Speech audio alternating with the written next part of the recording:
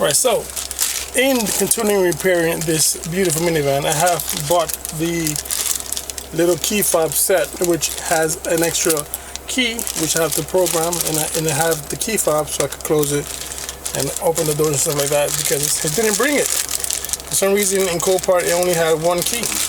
So to get this program, you're supposed to be inside the car. Then you're gonna find the lock button, which is here at the top. So you're gonna put it to the second position. Right, hold on. This to second position. 1 and 2, 1 and 2, and then hit the lock button.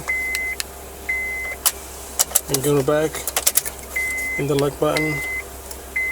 And back. Hit the lock button. Back. And then the lock button. You see that? That easy. Now it's programmed. You can lock your car, so you can open your side doors.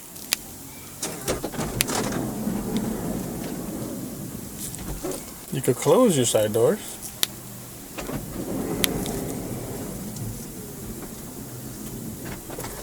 So that's how basically you program a Honda key. Super easy, super nice.